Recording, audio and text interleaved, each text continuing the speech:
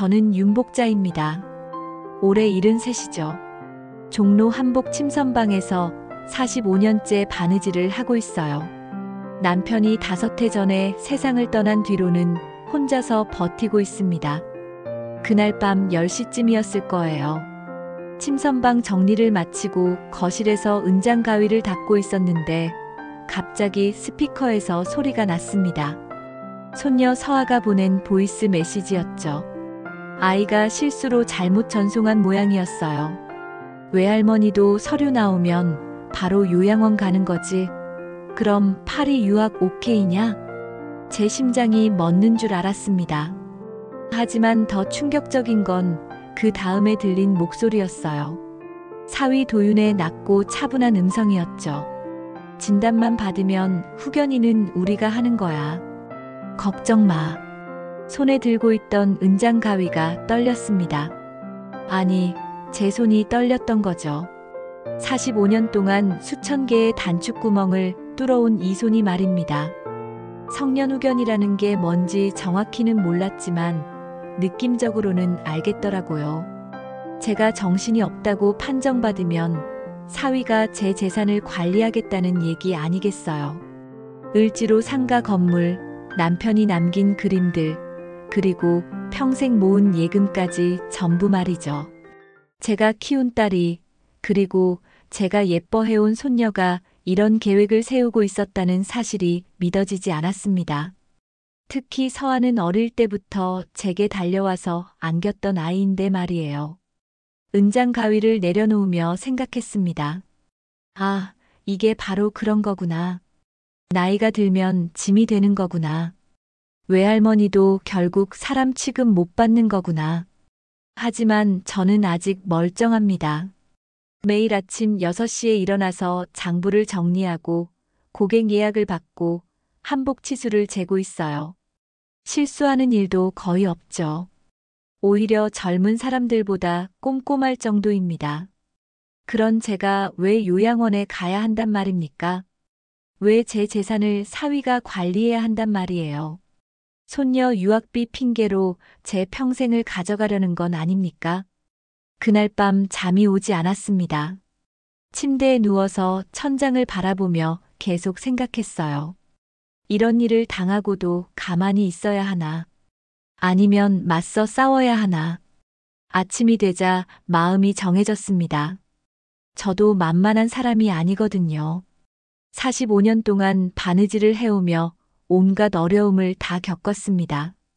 시집살이도 했고 남편 병간호도 했고 딸 키우느라 밤새 일한 적도 수없이 많았어요.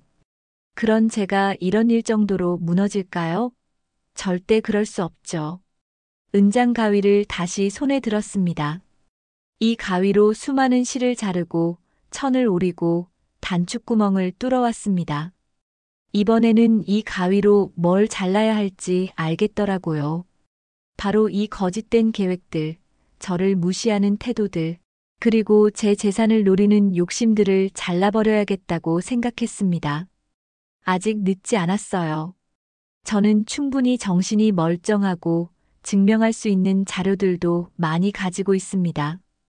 매일매일 적어온 장부들, 찍어둔 사진들, 그리고 무엇보다 저를 믿어주는 사람들이 있으니까요. 이제 시작해보죠.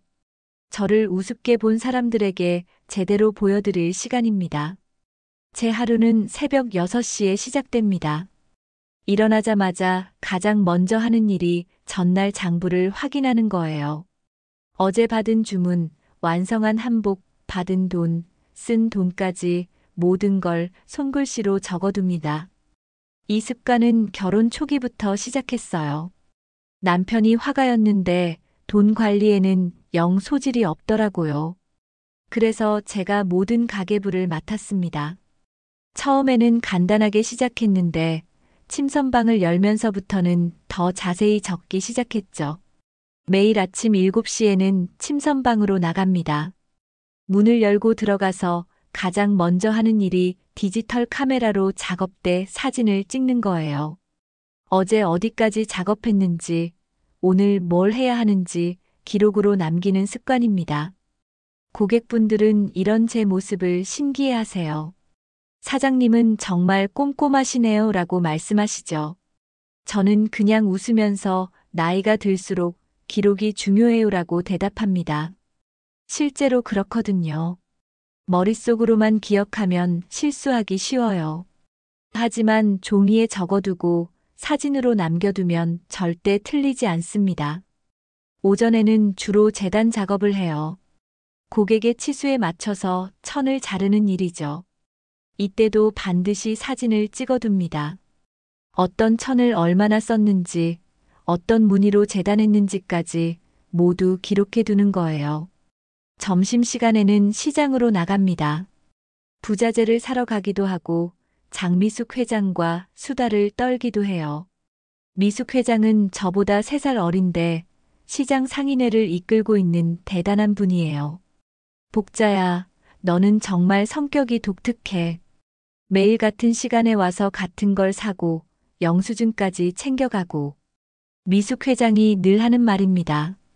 저는 정말로 모든 영수증을 챙겨요. 작은 단추 하나 사도 받아서 장부에 붙여둡니다. 이런 게 다 기록이야. 나중에 필요할 때가 있을 거야. 무슨 필요가 있겠어? 단추 하나 산 게 뭐가 중요하다고. 미숙 회장은 이해하지 못했지만 저는 확신했어요. 언젠가는 이런 기록들이 중요하게 쓰일 거라고 말이죠. 오후에는 바느질 작업에 집중합니다. 이때가 가장 조용하고 집중할 수 있는 시간이에요. 한 땀 한 땀 바느질하면서 머릿속이 정리되는 느낌이 들어요. 바느질하면서도 계속 사진을 찍습니다. 어떤 실로 어떻게 박음질했는지, 단추는 어디에 달았는지, 단추구멍은 몇 개나 뚫었는지까지 모두 기록해둬요. 저녁에는 하루 정리를 합니다. 완성된 작품은 따로 사진을 찍어서 포토앨범에 정리해두고 미완성 작품은 내일 할 일로 메모해둡니다. 장부 마지막 페이지에는 항상 그날의 한 줄 일기를 적어요. 오늘은 김 여사님 치마 저고리 완성. 만족해 하심 이런 식으로요. 이런 생활을 45년째 하고 있습니다. 하루도 빼놓지 않고 말이에요. 남편이 아플 때도 딸이 시집갈 때도 손녀가 태어났을 때도 계속 기록했어요. 그런데 사위는 이런 저를 어떻게 보고 있을까요? 아마 그냥 나이 든 시어머니 정도로 생각하고 있겠죠. 매일 똑같은 일을 반복하는 고집센 할머니 정도로 말이에요. 하지만 제가 이렇게 꼼꼼하게 기록을 남겨온 이유가 있어요. 언젠가 제 정신이 멀쩡하다는 걸 증명해야 할 때가 올 거라고 생각했거든요. 그 시간이 바로 지금인 것 같습니다. 어젯밤 그 보이스 메시지를 들은 후로 제 모든 기록들이 새롭게 보이기 시작했어요. 이건 그냥 단순한 가계부가 아니라 제가 얼마나 정상적으로 생활하고 있는지를 보여주는 증거였던 거죠. 매일 같은 시간에 일어나서 같은 순서로 일을 처리하고 모든 걸 빠짐없이 기록하는 사람이 과연 정신이 이상한 사람일까요? 절대 그럴 리 없죠. 미숙 회장도 그런 말을 한 적이 있어요. 너 같은 사람이 치매에 걸릴 리가 없어. 너무 꼼꼼해서 오히려 젊은 사람들이 배워야 할 정도야. 그때는 그냥 농담으로 들었는데 지금 생각해보니 정말 중요한 말이었네요. 일주일 후 딸 지연이 전화를 걸어왔습니다. 목소리가 평소보다 조심스러웠어요. 엄마, 좀 이상한 얘기일 수도 있는데. 요즘 몸은 어떠세요? 몸이 왜? 나는 멀쩡한데. 그게 도윤이가 걱정을 많이 해요. 엄마가 혼자 계시니까 혹시 뭔 일이라도 생기면 어쩌나 해서요. 사위가 걱정을 한다고요? 정말 웃긴 얘기였습니다.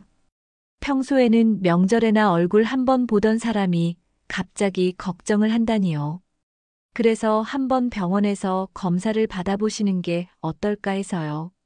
나이도 있으시고 혼자 계시니까. 지연의 목소리에서 뭔가 어색함이 느껴졌어요. 평소 같으면 엄마 괜찮으시죠? 라고 간단히 물어보고 끝날 일인데 너무 돌려서 말하고 있었거든요. 무슨 검사를 왜 받아? 나는 아픈 데가 없는데. 건강검진 같은 거요. 요즘 어르신들 다들 받으시잖아요. 특히 인지능력 검사 같은 것도 있더라고요. 인지능력 검사. 그 순간 제 머릿속에 경보가 울렸어요. 일주일 전에 들었던 그 보이스 메시지와 연결되는 말이었거든요. 갑자기 왜 그런 검사를 받으라고 그래? 아니에요, 엄마. 그냥 예방 차원에서요. 미리미리 체크해두면 좋잖아요. 하지만 저는 알고 있었어요. 이게 바로 사위가 말했던 그 계획의 첫 번째 단계라는 걸 말이죠. 진단부터 받게 하고 거기서 뭔가 문제가 있다고 판정받으면 성년후견 절차에 들어가는 거겠죠. 알겠다. 그럼 병원 예약을 잡아봐. 저는 일부러 순순히 따라가기로 했습니다. 어차피 제가 정상이라는 건 확실하니까 검사를 받아도 문제 없을 거라고 생각했거든요. 며칠 후 사위 도윤이 직접 차를 몰고 왔습니다. 병원 가는 길에 뒷좌석에서 들리는 대화가 심상치 않았어요. 아버님, 혹시 어머님이 요즘 이상한 행동을 하신 적 있나요? 지연이 조심스럽게 물었습니다. 글쎄요, 가끔 같은 얘기를 반복하시기도 하고, 물건을 어디 뒀는지 못 찾으시기도 하고, 도윤의 대답에 화가 났어요. 제가 언제 같은 얘기를 반복했다는 거죠? 물건을 못 찾는다는 것도 거짓말이고요. 오히려 저는 모든 물건을 정확한 위치에 두는 사람인데 말이에요. 그리고 옆집 아주머니도 그러시더라고요. 어머님이 밤에 혼자 중얼거리시는 소리가 들린다고. 이것도 말이 안 되는 얘기였어요. 저는 혼자 중얼거리는 습관이 없거든요. 오히려 너무 조용해서 옆집에서 제가 집에 있는지 없는지도 모를 정도인데요. 하지만 저는 아무 말도 하지 않았습니다. 이 사람들이 어떤 계획을 세우고 있는지 끝까지 지켜보고 싶었거든요. 대학병원에 도착해서 노인 정신과로 갔습니다. 진료실에 들어가니 의사 선생님이 친절하게 맞아주시더라고요. 노세연 교수님이었는데 생각보다 젊어 보였어요. 어르신, 오늘 어떻게 오셨나요? 가족들이 검사를 받아보라고 해서 왔어요. 교수님이 제 차트를 보시더니 고개를 갸웃했어요. 아마 특별한 증상이 적혀 있지 않아서 그런 것 같았어요. 혹시 평소에 어떤 불편함이 있으신가요? 기억력이나 판단력에 문제가 있다고 느끼신 적이 전혀 없어요. 오히려 젊은 사람들보다 더 꼼꼼하다고 생각해요. 그때 뒤에 서 있던 도윤이 나서더라고요. 손에는 뭔가 종이 뭉치를 들고 있었어요. 교수님, 사실 저희가 며칠 동안 관찰해 본 결과를 적어왔는데요. 관찰일지라고 했습니다. 제가 언제 어떤 이상한 행동을 했는지 날짜별로 적어놨다는 거예요. 심지어 옆집 사람 증언까지 첨부했다고 하더라고요. 정말 기가 막혔어요. 제가 모르는 사이에 저를 관찰하고 있었다는 얘기잖아요.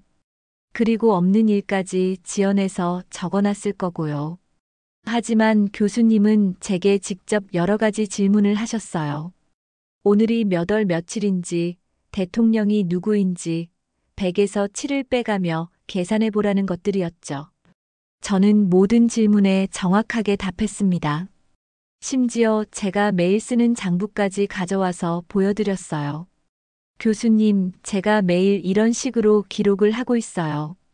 45년째 하루도 빼먹지 않고 있습니다. 교수님이 제 장부를 자세히 보시더라고요. 그리고 놀란 표정을 지으셨어요. 정말 세세하게 기록하셨네요. 이런 정도로 기록할 수 있다면 인지 기능에는 전혀 문제가 없어 보입니다. 진료실을 나오면서 저는 교수님 책상 위에 작은 쪽지를 슬며시 올려놨어요. 미리 준비해 간 거였죠. 가족이 재산 이유로 성년후견 시도합니다. 제 기록을 봐주세요. 윤복자. 짧지만 중요한 내용이었어요. 혹시 모르니까 전문가인 교수님께 미리 알려드리고 싶었거든요. 병원에서 나오는 길에 도윤의 표정이 좋지 않았어요. 아마 자신이 예상했던 대로 결과가 나오지 않아서 그런 것 같았어요. 하지만 이건 시작일 뿐이라는 걸 저도 알고 있었습니다. 한 번의 검사로 포기할 사람들이 아니거든요. 분명히 다른 방법을 찾을 거예요. 그래도 좋습니다. 저도 이제 본격적으로 준비를 시작할 거니까요. 병원 검사 결과가 나온 지 사흘 후 예상치 못한 사람에게서 연락이 왔습니다. 박건호라는 기자였어요. 혹시 윤복자 사장님 맞으십니까? 저는 사회부 기자 박건호라고 합니다. 처음에는 무슨 일인지 몰라서 당황했어요. 제가 뭔 기사거리가 될 일을 했나 싶었거든요. 사실 저희가 교육 사기 관련 취재를 하고 있는데 혹시 한도윤 씨와 관련해서 상담을 받으신 적이 있나요? 한도윤. 제 사위 이름이었습니다. 그 순간 뭔가 이상하다는 생각이 들었어요. 그 사람이 제 사위인데 무슨 일이죠? 아, 그러시군요. 그럼 더 조심스럽게 얘기 드려야겠네요. 혹시 직접 만나서 얘기할 수 있을까요? 이틀 후 박건우 기자가 침선방으로 찾아왔습니다. 39살 정도로 보이는 젊은 남자였는데 인상이 정직해 보였어요. 사장님, 혹시 저를 기억하시나요? 기자가 조심스럽게 물어봤어요. 자세히 보니 어디서 본 듯한 얼굴이었는데 정확히는 기억나지 않았어요.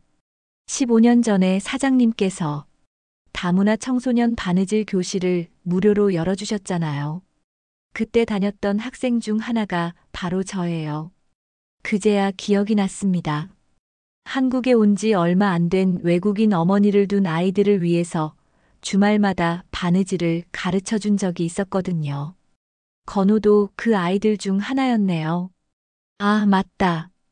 그때 그 어린 친구가 건우였구나. 많이 컸네. 네, 사장님 덕분에 좋은 추억을 만들었어요.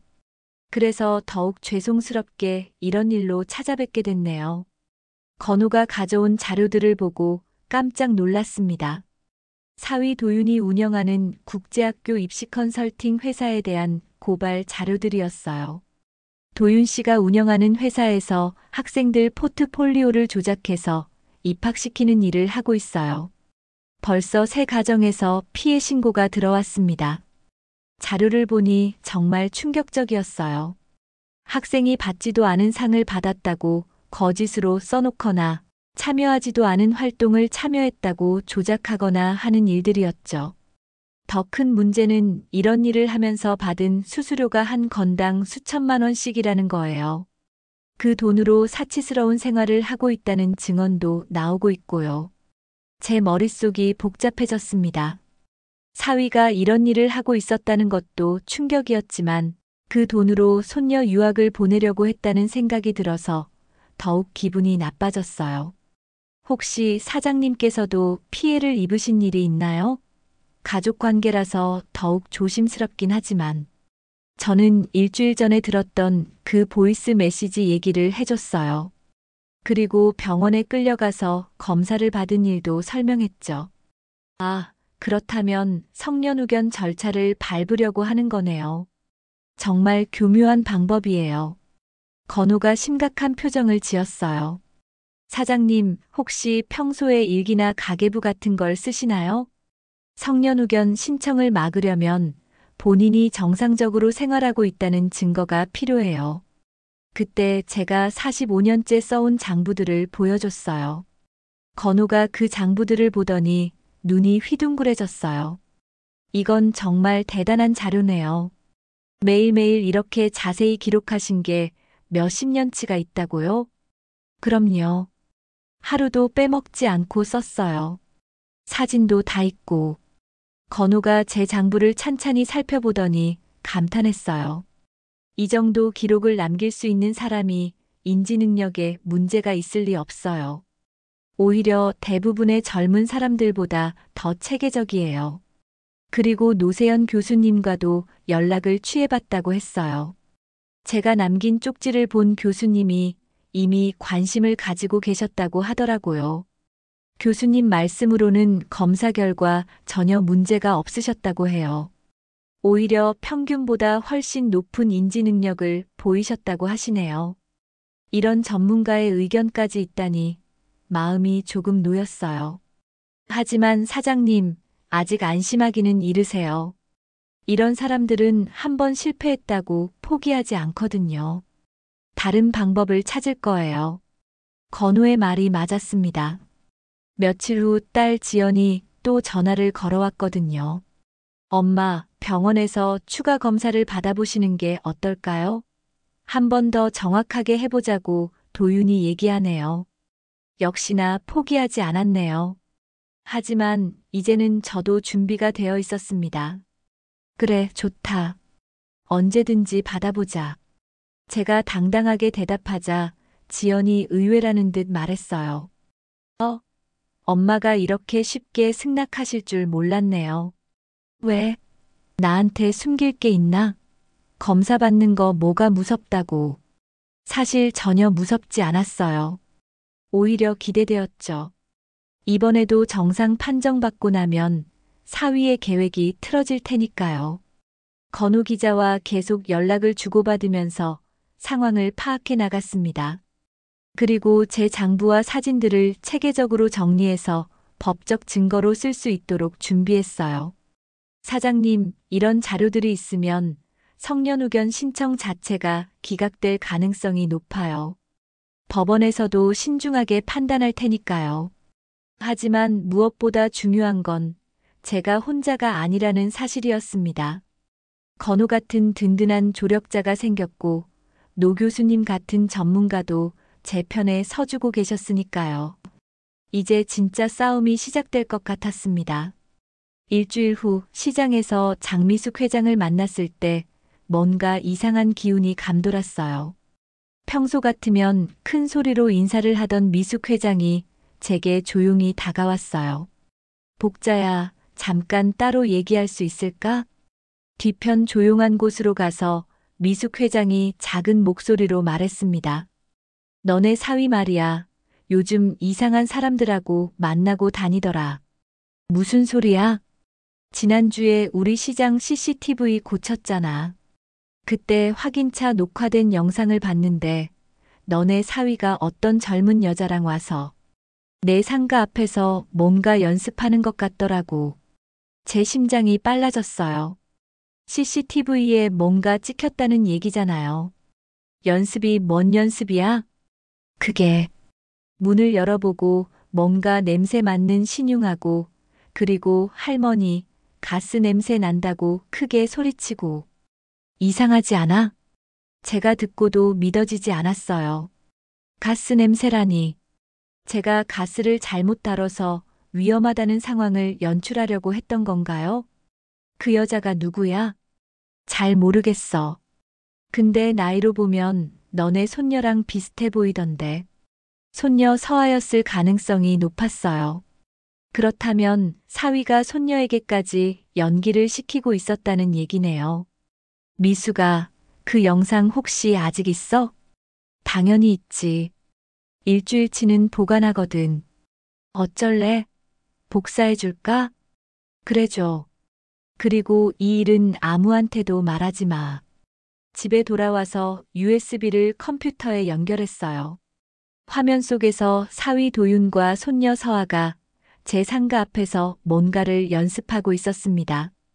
도윤이 서아에게 지시하는 모습이 선명하게 들렸어요. 문 열어두고 할머니 가스라고 천천히 3번 말해. 놀란 표정도 지어야 해. 아빠, 이거 진짜 해야 돼요? 외할머니한테 너무 나쁜 거 아니에요? 서아야, 이건 할머니를 위한 일이야. 혼자 계시다가 정말 사고라도 나면 어떡해? 서아가 망설이는 표정을 짓자 도윤이 달래는 투로 말했어요. 그리고 내 파리 유학도 생각해야지. 할머니 재산을 제대로 관리해야 내 학비도 나오는 거야. 제 손이 떨렸습니다. 제가 그렇게 예뻐했던 손녀가 저를 속이려고 연습을 하고 있다니. 그것도 사위의 사주를 받아서 말이에요. 더 충격적인 건 그 다음 장면이었어요. 딸 지연까지 나타나서 이 상황을 보고 있었거든요. 여보, 이렇게까지 해야 돼? 지연이 불안한 목소리로 물어봤어요. 지연아, 우리가 이러는 것도 다 엄마를 위한 거야. 혼자 계시다가 치매라도 오면 어떡해? 하지만 엄마는 아직 멀쩡하시잖아. 지금은 그렇게 보여도 언제 어떻게 될지 모르는 거야. 미리미리 준비해두는 게 좋아. 지연이 더 이상 말하지 않았어요. 그냥 고개를 떨구고 있더라고요. 영상을 다 본 후 한참 동안 멍하니 앉아 있었습니다. 제 가족들이 이런 계획을 세우고 있었다니. 그것도 연기까지 연습하면서 말이에요. 하지만 동시에 다행이라는 생각도 들었어요. 이제 확실한 증거가 생겼으니까요. 이 영상이 있으면 사위들의 계획을 완전히 무너뜨릴 수 있을 거예요. 바로 건우 기자에게 전화를 걸었습니다. 건우야, 중요한 증거를 하나 확보했어. 어떤 증거요? USB를 가져와서 영상을 보여줬더니 건우가 깜짝 놀랐어요. 이건 정말 결정적인 증거네요. 조작하려고 미리 연습하는 모습이 다 찍혔잖아요. 그런데 이걸 어떻게 활용해야 할까? 우선 경찰서에 신고부터 해야죠. 사기 미수죄로 고발할 수 있어요. 그런데 건우가 더 중요한 걸 발견했어요. 사장님, 혹시 남편분이 남기신 그림들 얘기를 더 자세히 들어볼 수 있을까요? 남편이 화가였다는 얘기는 이미 했었는데 왜 갑자기 그림 얘기를 하는지 궁금했어요. 남편이 그림을 12점 정도 남겼어. 요즘 값이 많이 올랐다고 하더라고. 혹시 그 그림들을 누가 관리하고 계세요? 내가 혼자 관리하고 있지. 건우가 뭔가 떠오른 듯한 표정을 지었어요. 사장님, 혹시 그 그림들을 장학재단에 기부하신다는 계획 같은 게 있으셨나요? 응, 어떻게 그걸 알았지? 남편이 생전에 그런 얘기를 한 적이 있었거든요. 나중에 여유가 생기면 어려운 학생들을 위해 장학재단을 만들고 싶다고 했었어요. 혹시 그런 내용을 적어둔 메모나 각서 같은 게 있나요? 있을 거야. 남편이 메모하는 걸 좋아해서 서랍을 뒤져보니 정말 있었어요.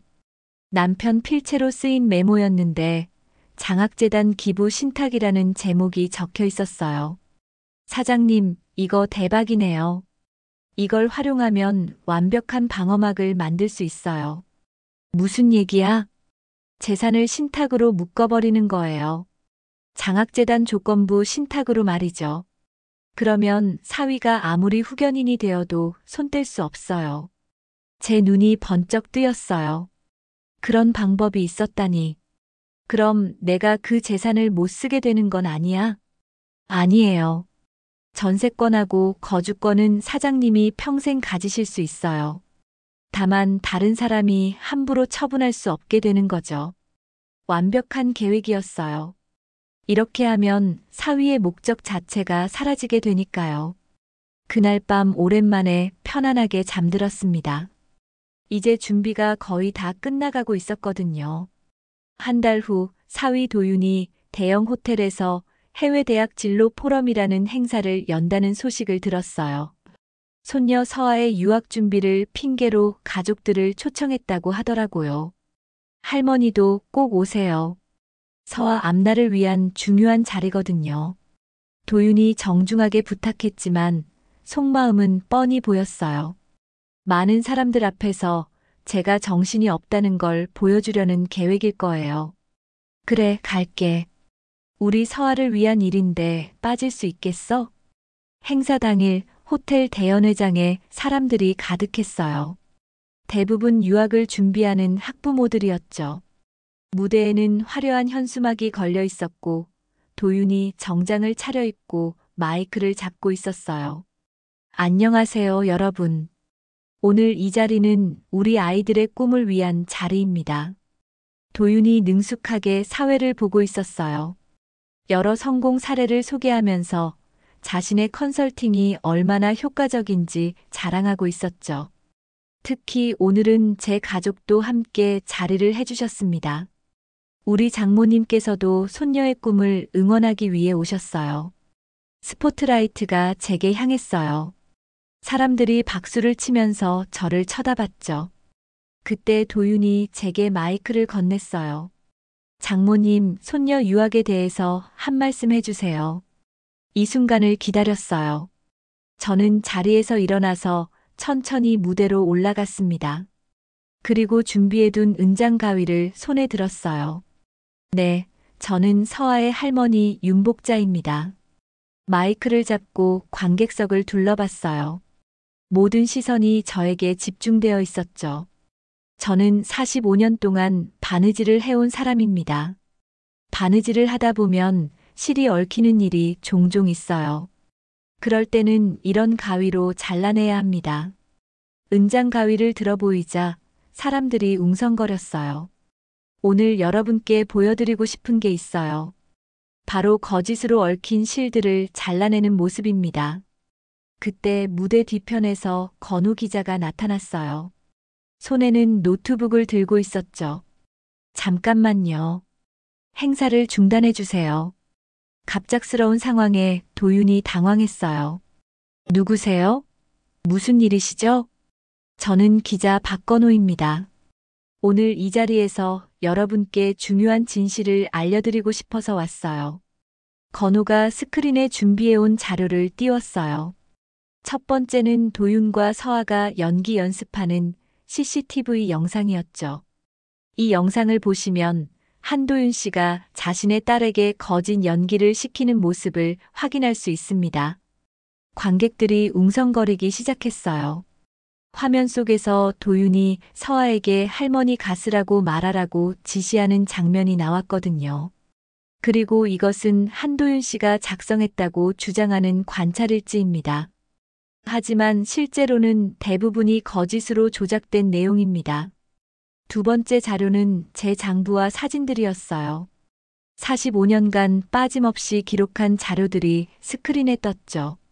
반면 윤복자 어르신의 실제 생활 기록을 보시면 매일매일 정확하고 체계적으로 생활하고 계신다는 걸 확인할 수 있습니다. 관객석에서 탄성이 나왔어요. 제 필체로 정성스럽게 쓰인 장부들을 보고 감탄하는 소리들이었죠. 그때 노세연 교수님도 나타나셨어요. 저는 대학병원 노인정신과 노세연 교수입니다. 윤복자 어르신을 직접 진료해 본 결과 인지 능력에 전혀 문제가 없으셨습니다.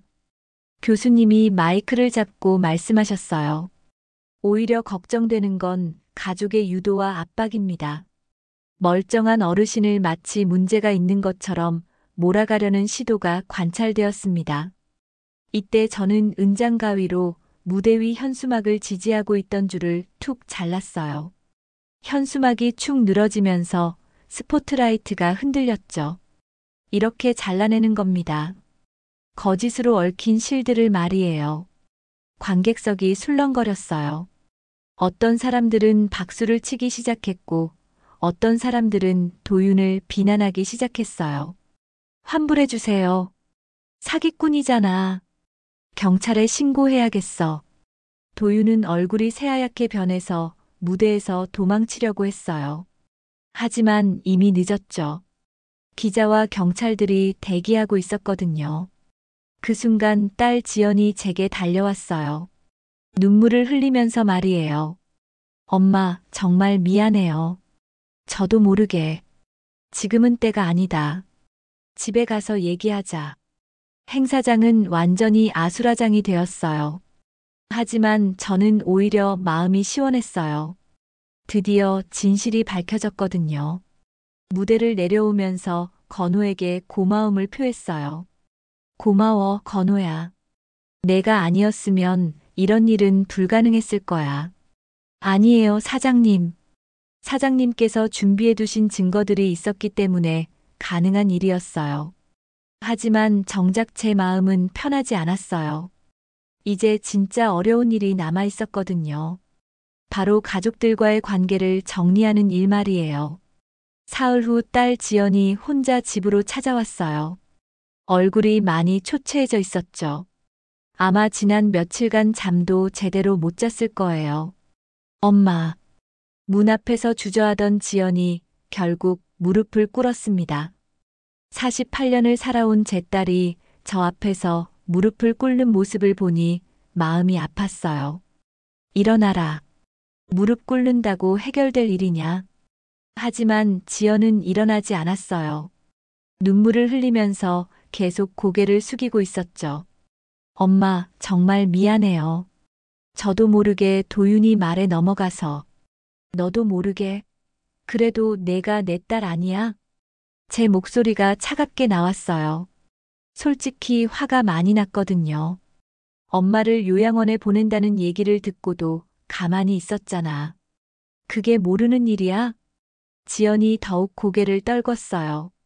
죄송해요. 그때는 정말 서아 유학 문제 때문에 머리가 복잡했어요.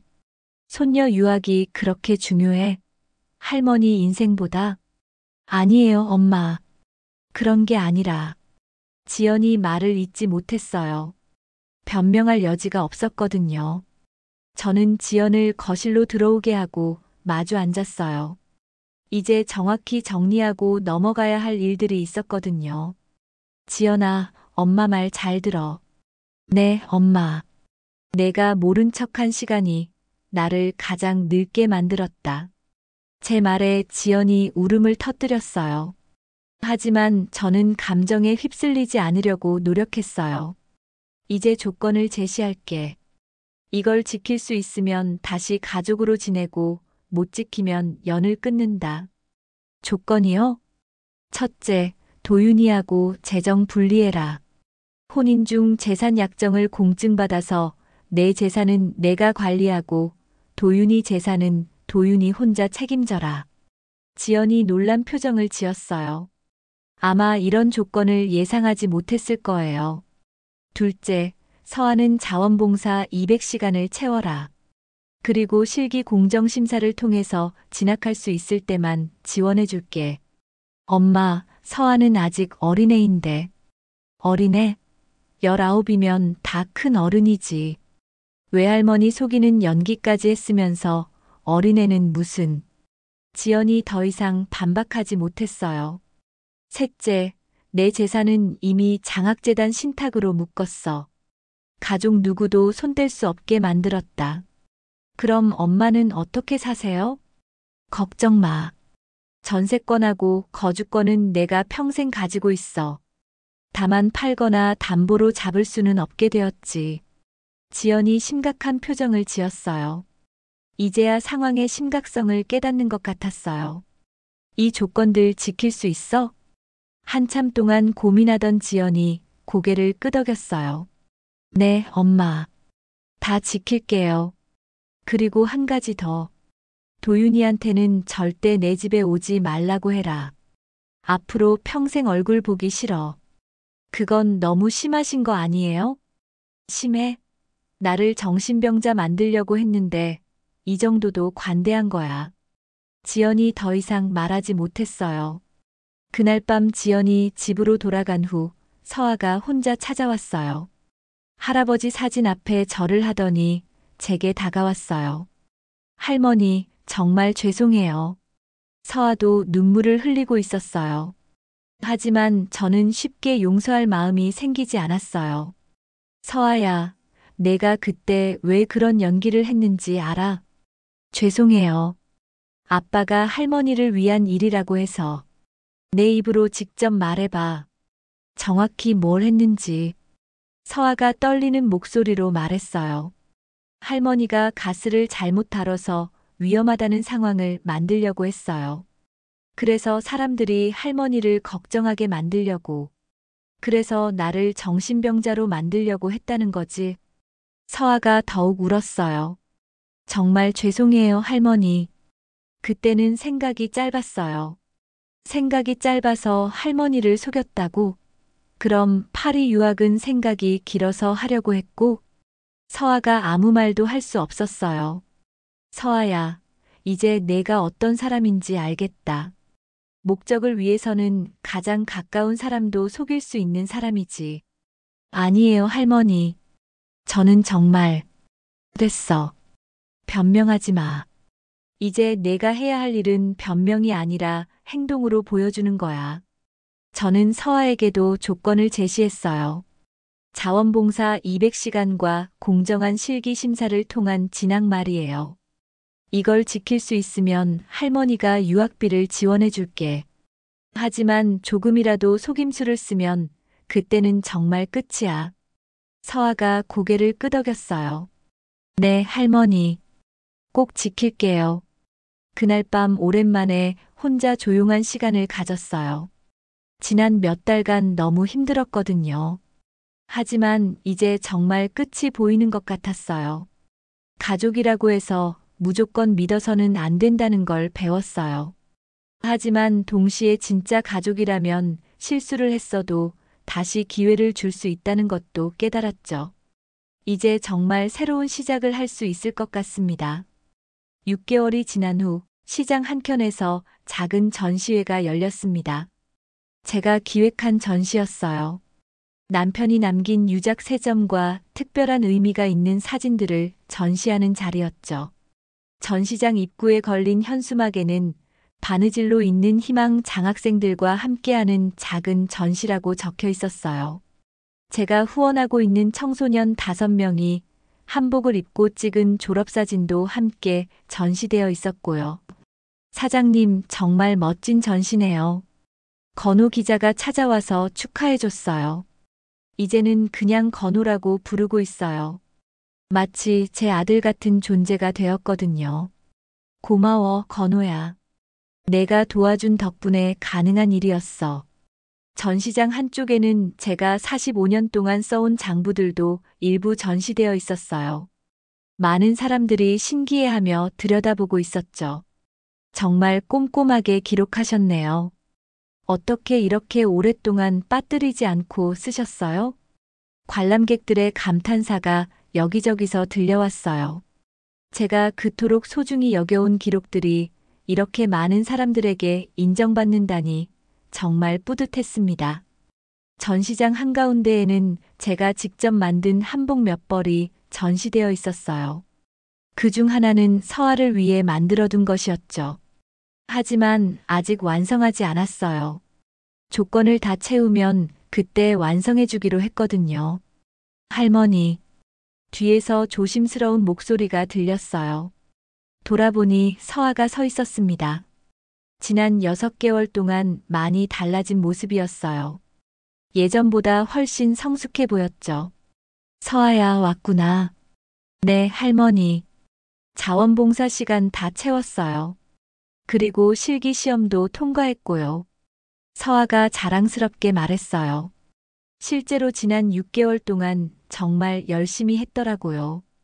요양원에서 어르신들께 피아노 연주를 해드리고, 복지관에서 아이들을 가르치고, 시장에서 어르신들 집 나르는 일도 도왔어요. 그래, 수고했어. 할머니, 정말 죄송했어요. 그때는 정말 철이 없었어요.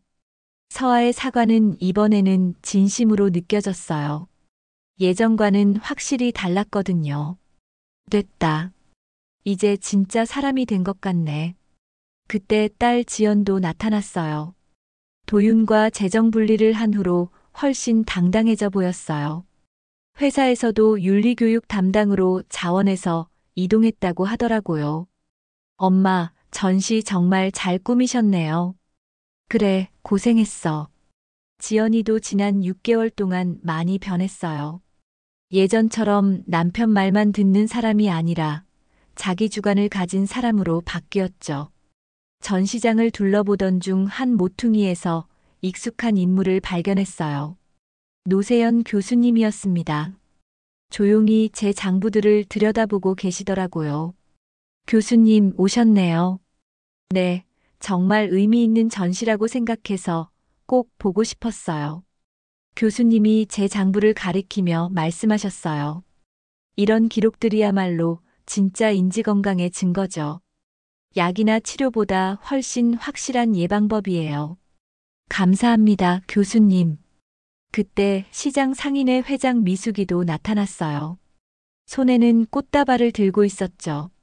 복자야, 축하해. 정말 대단해. 고마워, 미숙아. 내가 없었으면 불가능했을 일이야. 미숙이 제게 속삭였어요. 그런데 도윤이는 어떻게 됐대? 사위 도윤은 사기 및 업무방해 혐의로 기소되었어요. 1심에서 집행유예 판결을 받았고 현재는 다른 지역에서 조용히 살고 있다고 들었어요. 컨설팅 사업은 완전히 망했고요. 그 사람은 더 이상 우리 가족이 아니야. 그래, 잘했어. 그런 사람하고는 엮이면 안 돼. 전시 마지막 날 저녁 모든 사람들이 돌아간 후 혼자서 정리를 하고 있었어요. 그때 서아가 다시 찾아왔어요. 할머니, 이거 드리려고요.